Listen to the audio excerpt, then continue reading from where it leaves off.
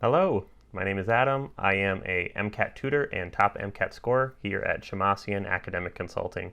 And today I'm going to be walking you guys through a chemistry and physics passage from the MCAT.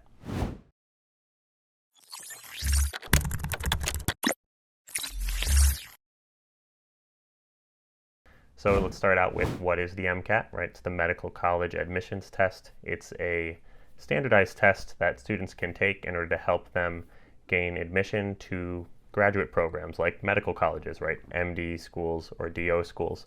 But even some other types of graduate programs will accept it as well to help you gain admission. It's a really helpful test to give yourself a really good chance of getting accepted into one of these programs if you do exceptionally well. So yeah, let's talk a little bit what it looks like. There's 4 sections, right? Chemistry, physics, CARS, which is critical analysis and reasoning section, biology, biochemistry, and psychology and sociology. And it's about 7 hours total, but today we're going to be focusing on the chemistry and physics section, which is just 95 minutes. And there's going to be 2 types of questions based on the chemistry and physics section. There's going to be passages where you read paragraphs and then look at associated figures such as tables and graphs, if there are any, and then answer questions based on that. And then there's discrete questions, which is just questions, no passage, just the question itself, and you answer the question. So the basic strategy to start out with to give yourself a good chance of doing well on this and then refining and building off from there is to answer those first 15 discrete questions in your first 15 minutes. And then when you're finished with that, you have 80 minutes left in the section to do your remaining 10 passages, which is 8 minutes per passage. So today, I'm going to be walking you guys through a passage, but I'm going to be doing it in longer than 8 minutes because I'm going to be breaking it down, being super thorough about my thought process of what we're looking at and what's important, what's not important. But if you practice this on your own, you want to aim for 8 minutes or less. So to start out here, let's get some highlighting and let's get going here. So I'm going to be doing a highlighting strategy where you highlight the paragraphs and then you get to the questions and you answer them based off of how you highlighted and figure things out. Okay, so a growing body of literature has recognized the non-thermal effect of pulse microwave radiation. Right, so let's highlight that, pulsed microwave radiation, PMR, because when they give us an acronym like that, we want to be able to remember what that stands for. So let's highlight it so we can refer back to it. On bacterial systems. However, its mode of action in damaging bacteria has not yet been extensively investigated. Okay, so we're probably going to look at how they investigate it today. In an experiment, researchers optimized the conditions of the PMR device and performed analytical simulations to provide a better overview of the bacterial cell exposure to microwave radiation. So we're going to figure out, how does PMR work? Maybe let's highlight the word experiment so we know that this is our first experiment. Sometimes passages will have multiple experiments, so we're going to denote that this is one of them. It might be the only one, but we don't know that yet. To determine sensitivity to PMR, Escherichia coli and Staphylococcus aureus, right, 2 different bacteria cultures, were exposed to PMR, a PMR generator with an axial voltage of 600 kilovolts, right? So let's highlight that. We're starting to talk about the parameters of what PMR actually is. We should know this, right, because volts is a physics unit that we should be familiar with. So we're going to highlight that, thinking we could use that number there. And current of 88 kiloamps, right? Again, another thing that we should know related to physics concepts that we know are within the scope of the MCAT. The generator created various types of pulses. The average pulse duration of each pulse was 60 nanoseconds, right? So we got a time component. Let's highlight that just in case we need it. And the average peak frequency, right? So frequency we can use for many different things as well, of each pulse was 3.5 gigahertz, okay? Energy was stored in a capacitor made up of 2 identical plates before being delivered in the pulses, right? So we're using a capacitor. We know what that is. It's also another within the scope physics concept. At various discharges, D, so let's highlight, in this case they refer to D, of microwaves, the colony forming unit curves, a measure of colony growth density, were analyzed. Okay, so let's look at this figure describing what they just said. So we got CFU per milliliter, so that must be like how much our colonies are growing. Yeah, colony forming units, right? So let's actually highlight that because it's in the graph, colony forming units.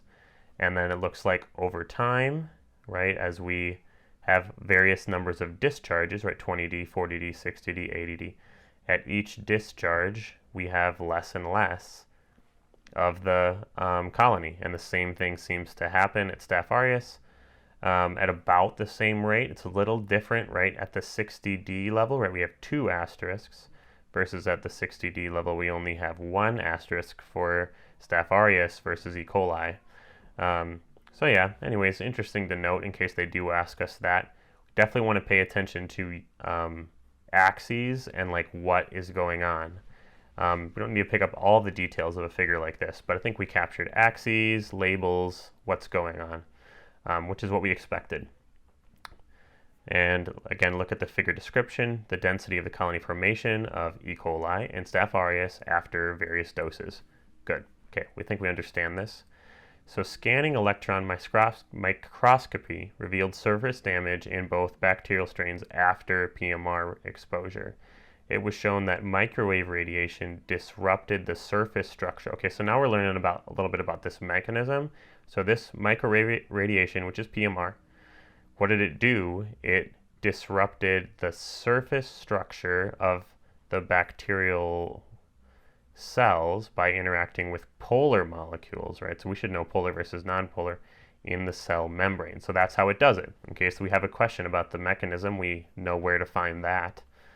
Researchers additionally explored the generation of reactive oxygen species. Okay, so we also are familiar with that. There's a lot of different biology, chemistry, physics concepts surrounding reactive oxidative species, which are an indicator of bacterial inactivation when present in high amounts. Okay, so they indicate basically death, right? But just using the term inactivation here. So let's just highlight that. The potential effect of ROS production upon PMR exposure on the intracellular RS levels was quantified by measuring changes in the cellular fluorescence intensities of a reagent known as H2DCFD. Okay, it's just a long name, but it's basically a fluorescence thing. A fluorescence, the reagent, this. The cell permeable dye binds to nuclear DNA and becomes strongly fluorescent upon oxidation, right? So when this thing goes up, it means that we have more inactivation or kind of like death of our bacteria. This is the mechanism in case we do need to find it. We know that the mechanism is right after it. We don't need to actually highlight the mechanism, but we know where to find it in case we need to. And then let's look here, right? Fluorescence intensity, as we would expect. And then again, 40D, right? Those were units of radiation, right? So as we're increasing that, we're also increasing the fluorescence, which is indicating reactive oxidative species, which is indicating death, right? So this is the exact same thing as figure 1, just showing it in a different way. And let's look at the description as well to make sure we got that right. Analysis of intracellular ROS levels after various discharge of microwave radiation. The t-test was performed right at these different levels, which would be just increased significance. The only one that really matters was the triple asterisk, right? So basically very significant. P-value of less than 0.001, we know that that is significantly different. The bacterial cells did die because of PMR. Okay, so cool. Now that we have a good grasp of the passage, let's go over into some related high yield content. One thing that stuck out to me is we used a capacitor in here, and we have some physics related terms such as volts and amps and stuff like that, hertz, right? So let's go over and talk a little bit about how capacitors work, right? So the basic form of capacitor is something called a parallel plate capacitor, which is basically you turn on this battery, right? This is what a battery symbol looks like. And you charge up one side of the plates, and then you turn off the battery, and it's all released, right? So you kind of store all this charge on one side for a while, and then when you turn off the battery, it's all released and the energy is released. So it's kind of a form of energy storage in some way. And we have a couple different formulas or like mathematical ways to represent how strong a capacitor is, or how much its capacity is to store charge. And the first equation is actually just this term called capacitance, which is what physicians use, no, not physicians, physicists use to quantify a capacitor, right? So we got K, which is the relative permittivity of the material between the plates, right? If it's like air or in a vacuum, that K is always 1. If we put something between it, like, I don't know, felt or like metal or like I don't know, like a wall or something that's between the two plates, that will have some value for K that's between 0 and 1, right? That's going to decrease our capacitance. So most of the time we don't have to worry about that because most of the time it's just air or a vacuum, but you know what that is in case we do have a scenario where we have to address that. Epsilon naught is called the permittivity of space. It's just a constant, 8.5 times 10 to the negative 12th. You shouldn't have to memorize that. It's not one of the more needed, or one of the most commonly used constants that you'd have to memorize. So if you did ever have to use the permittivity of space, I would expect that they would give it to you in the passage or in the question to help you answer that. A is going to be our area of the plate itself, right? So it should say plate, not places, but yes, area of the plate, or both of the plates. But yeah, they're usually going to be the same, so that's why it says area of one of the plates. And then D is going to be the distance between the plates, right? And you notice how these are related. The area, as that increases, that's going to increase capacitance, right? The more area means the more charge we can build up. But then the farther away that we go, the less we're able to store charge because there's just going to be less of an attraction between it, right? So as we increase our distance between the plates, our capacitance goes down, or our ability to store charge. So yeah, that's kind of the basic one there. And then how does this relate to other things, right? We have this kind of high yield formula here, coulombs and divided by volts, which another way to represent volts is joules per charge, all right, joules per coulomb, right, J per C. So this ends up really just being 1 over J, right? So that's a high yield formula there.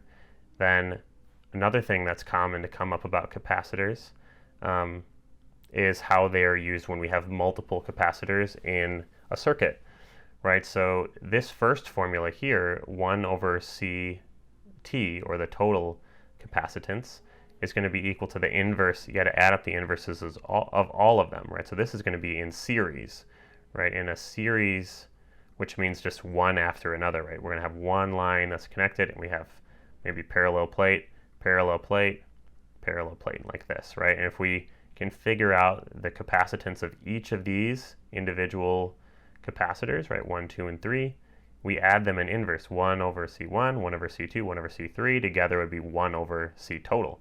So that's going to be in series. And then we have, if we do them in parallel, you just add them in order, right? And so to give you an example about what a parallel circuit looks like, right, we have our battery like this, and it wraps around, and we're going to have a whole bunch of spots in parallel, right? We will have one here, have one here, and have one here, different parallel plate capacitors, right? So when they're in parallel, you add them in just normally. And the way that I remember that versus resistors is that, right, resistors are going to try to resist things. So in series, they are very resistant, right? They're going to be 1 divided by R. But capacitors are called parallel plate capacitors. So in parallel, they're more easy to work with. But in series, they're more difficult to work with. That's just a way that a tip that I use to remember whether you add them normally or whether you add them in the inverse to get the inverse of the total capacitance. Parallel plate capacitors want to be added or are very easily added in parallel. But the opposite is true of resistors. Resistors are very difficult to add, right? They have the inverse form in parallel, but they're very easy to add in series. They're just going to add them all together. R1, R2, R3 equals R total. Yeah, so that's another thing that's common. And then the final thing I wanted to mention is how do we quantify that energy amount? Remember, because capacitors store energy. How do we quantify that? We do that using anything that we were kind of given here, either capacitance and voltage, either charge and voltage, or charge and capacitance, right? If we're able to get to these units, we can then figure out that energy value, which would be in joules, right? So remember, Q, charge, that's going to be in coulombs, right? Volts, voltage, right? And then capacitance, right, is in farads, right? F, farads,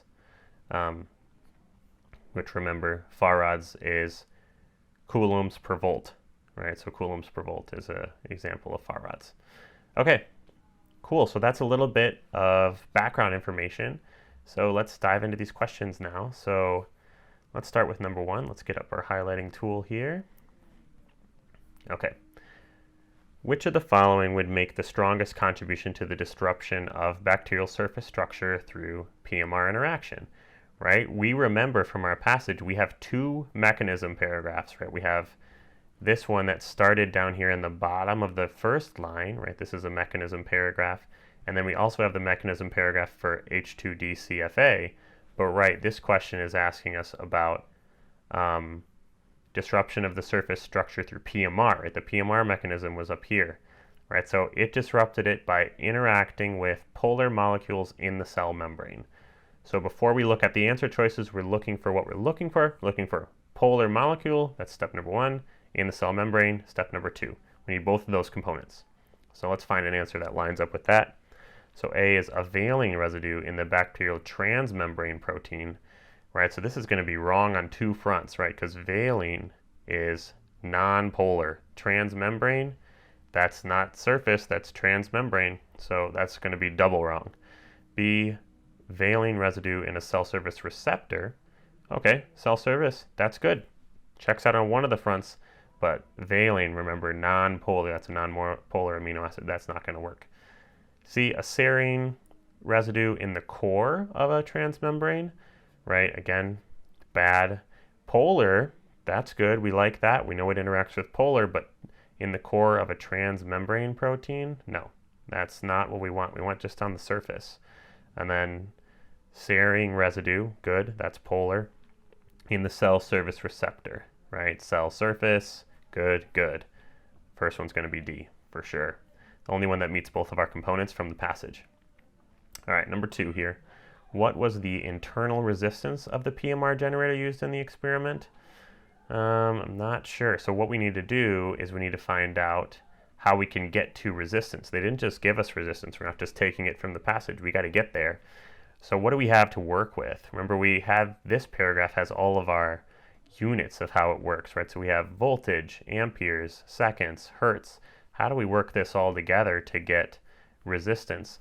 So our highest yield formula on the physics portion of the MCAT is this thing called Ohm's law, which is V equals IR, right? So if we want to find resistance, we need to have these components. Remember, we had charge and we have voltage. So we can rearrange this, right? Divide this side by I and then divide this side by I to solve for resistance, right? Resistance is going to be V over I. And let's just plug in our numbers, right? So what was our V? Let's go over and check it out. V was 600 kilovolts. And then I, right, current, was 88 kiloamps. So good, we don't even have to calculate these values, they just give them to them. So let's just plug it into our formula and it gives us a resistance here. So V was 600 kilo, so let's just do 600K, and then I was 88 kilo. So nice, they're both kilo, right, kiloamps and kilovolts, so we can cross out that. We don't really care about that. So it's just 600 divided by 88, right? So let's estimate this. If we make this real easy for ourselves, we can round 88 up to 100. 600 divided by 100 would be 6. So we're looking for something slightly greater than 6 because our denominator was actually smaller than 100. So something slightly greater than 6, that's going to be B for sure, right? B is 6.8. So right, these are both orders of magnitude away, A and C. not great. And then 1.5 is significantly too low, right? Almost 4 times too low. Okay, good. So we got 2 of them there. All right, so let's move on to number 3 then. Okay, so what was the average power delivered? So we got to recall what power is, right? So let's just take the generic definition of power. Power is going to be work over time, right? So we got to find work, which, right, work is a joules value, right? So energy. I remember there was frequency somewhere in the passage, so we can use energy equals HF as a representation of work, right? So we can say E equals HF, which equals W. And I think there was also a time value in our units over there too, somewhere in like nanoseconds or something like that. So we can use this, right? So we can say power is work over time, which is the same thing as HF over time. And then let's just plug and chug, right? So we can start with H, right? That's Planck's constant, right? That's going to be 6.626 times 10 to the negative 34th power, right? And then frequency and time, let's go find those 2 values, right? Over here we got time, 60 nanoseconds, and frequency, 3.5 gigahertz, right? So we should know all of our prefixes, but let's go through them here, right? So 60 nanoseconds, right? So we should know all 4 that are below 0, right, as we're kind of moving down. Negative 3rd, negative 6th, negative 9th, negative 12th. Nano is going to be negative 9. So 60 times 10 to the negative 9th power. And then we have frequency, 3.5 gigahertz, right? So what is that? What's giga? We should also know above. Kilo, mega, giga, tera, right? So 10 to the 9th. So that's pretty nice. Times 10 to the 9th, positive 9th power. So that's kind of nice, right? We have negative 9 in the bottom and 9 in the top, which means that they don't cancel, right? Because if it's in the denominator, we actually have to add it. So when we kind of work this all out, we'll have to add to 34 here and then add another 9, right? So we're actually going to add 18 from 34 here, but we'll get there when we get there. So 6.6 times 3.5 divided by 60. So let's do this quickly. We can probably round this down to 6 and this up to 4 to get kind of close enough. So let's say that that's 24, 6 times 4. And then 60, I guess we could just leave that as 60. So 24 divided by 60, we'll say that's maybe about 3-ish. So let's say that that's 3 overall. And now let's do all our exponents. So let's just bring this straight up so that to 18. So we have 34. So negative 34 plus 18, right? So that's going to be what? 16. So 16, so 3 times 10 to the 16th to the negative 16th power, right? Or 0.3, right? Because 0.3, because 24 divided by 60 is a third, not 3. So 0.3 times 10 to the negative 16th power. Sorry, I ran out a little bit of space there. But we want to look for that, right? So these are both that's too low. This is 3.8 times 10 to the negative 14th. That's like 200 places away.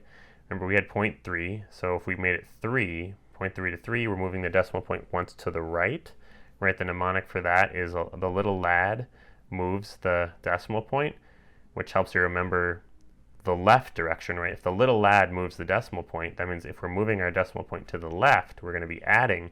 If we're moving it to the right, we must be doing the opposite, which is subtracting. So if we go from 0.3 and we move it 1 to the right, to go to 3.8, we're going to be subtracting. So from negative 16th to negative 17th. So 3 times 10 to the negative 17th, it's going to be A. Okay, that was good there. All right. Which of the following would allow an increased amount of energy to be stored in the PMR capacitor and subsequently delivered in the pulses? Okay, so when it comes to MCAT physics questions, you're often going to see something like this, which is called a pseudo-discrete question, where they're literally just asking, do you know what a capacitor is? We don't need any information from the passage to answer this. It's basically another discrete question, which is super nice, because if you know it, you can answer it quickly, and you don't have to go back and find information. So how do we increase the amount of energy that we can store in a capacitor, right? We could think about, how do we increase capacitance, right? K, right? We could increase the K, which we can't do because we're already in air. Epsilon, right? Our constant, where we can't change our constant. And then area divided by distance, right? That's what we have. So let's see, we could either decrease the distance, increase the area, and we want to find the one that would cause an increased amount of energy to be stored. So let's see. So we can increase the distance? No, that's not good. Decrease the distance? Yeah, right, it's in the denominator. If we decrease the distance, we increase capacitance. That's what we want. Decrease the area? No, that's wrong, because if we decrease, that's in the numerator. That's also going to decrease our capacitance, because they're in the same direction. So not C.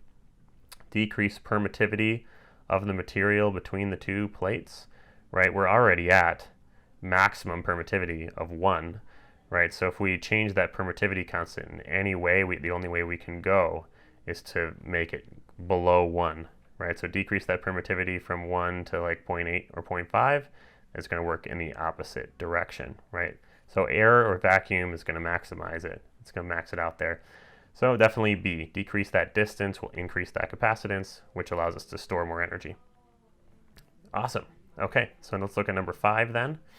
Which of the following is least likely to be present in this particular die, right? So let's go back and remember what that die was, right? That was for this second study here.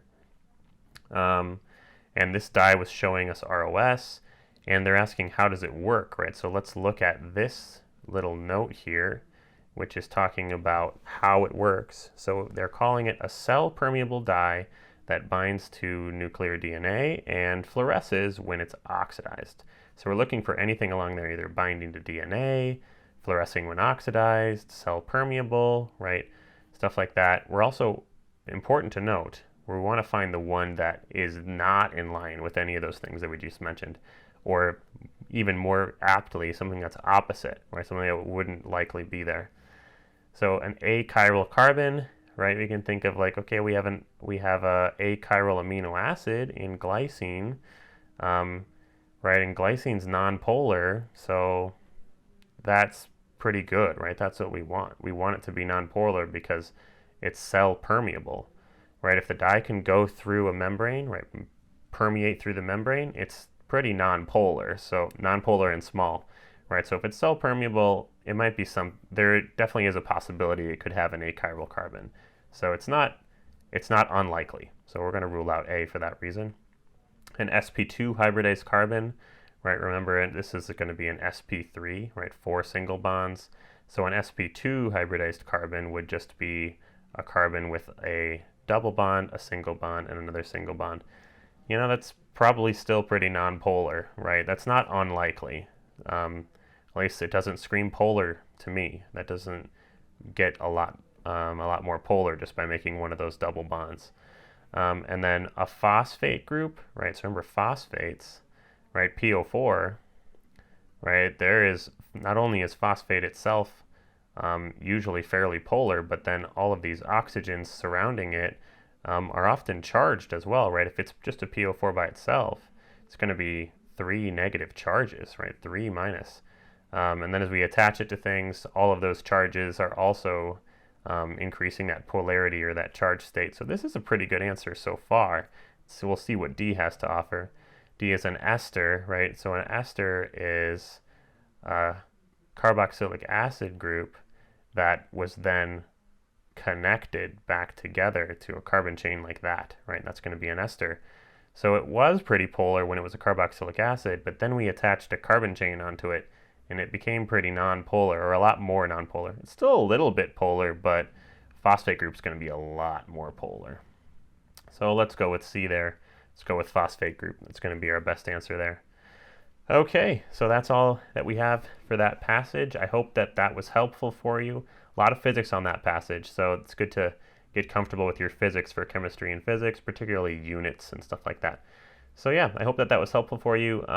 There's a few other passage walkthroughs that we have in our YouTube channel as well. And yeah, if you click in the description of this video, you can sign up for our email list where you can get MCAT question of the day sent to your inbox every day. And yeah, I'll see you guys in the next one.